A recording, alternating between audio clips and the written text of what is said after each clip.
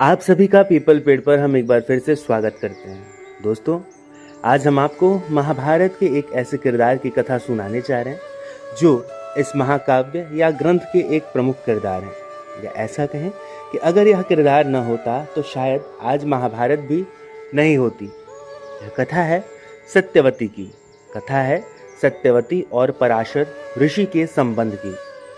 तो चलिए कथा की शुरुआत करते हैं, लेकिन उससे पहले आपसे निवेदन करेंगे कि आप इस चैनल को सब्सक्राइब कर लें ताकि भगवान कृष्ण की कृपा आप पर निरंतर बरसती रहे। ऋषि पराशर बहुत विद्वान और योग सिद्ध संपन्न प्रसिद्ध ऋषि थे। एक दिन वे यमुना पार करके नाव पर सवार हुए। वह नाव एक मछुआरे धीवर की पुत्री सत्यवती चला रही थी। ऋषि पराशर उसके रूप और यौवन को देखकर विचलित और व्याकुल हो उठे। ऋषि पराशर ने उस निषाद कन्या सत्यवती से प्रेम करने की इच्छा जताई। प्रेम अर्थात शारीरिक संबंध। सत्यवती ने कहा कि यह तो अनैतिक होगा। मैं किसी भी प्रकार के अनैतिक संबंध से संतान पैदा करने के लिए नहीं बनी हूँ। लेकिन पराशर ऋषि नहीं माने और उन्होंने प्रणय निवेदन किया। तब सत्यवती ने ऋषि के सामने 3 शर्तें रखी।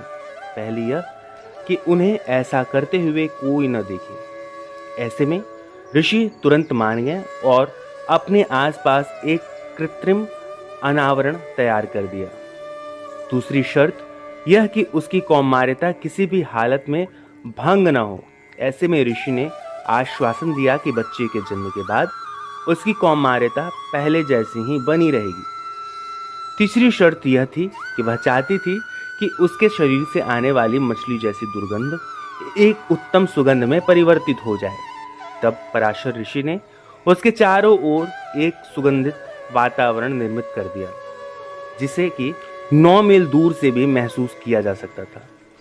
उक्त 3 शर्तों को पूरा करने के बाद सत्यवती और ऋषि पराशर ने नाव में ही शारीरिक संबंध बनाए। इसके परिणाम स्वरूप एक द्वीप पर उनको एक पुत्र हुआ, जिसका नाम कृष्ण द्वैपायन रखा गया। यही पुत्र आगे चलकर महर्षि वेदव्यास के नाम से जाने गए।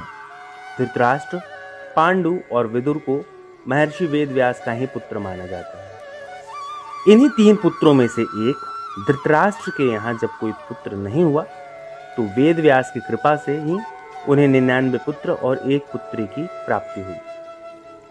यदि सत्यवती ऋषि पराशर के साथ शारीरिक संबंध नहीं बनाती तो महाभारत कुछ और ही होती, या ऐसा कहें कि महाभारत का जन्म ही ना होता। वहीं कुछ विद्वान यह भी कहते हैं कि महाराजा शांतनु से अगर सत्यवती विवाह न करती तो महाभारत की रूपरेखा कुछ और ही होती।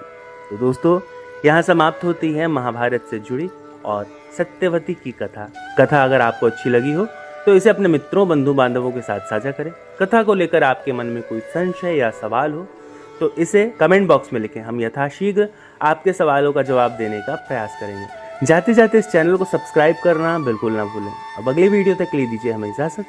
हमारे सभी साथियों को हरे कृष्णा।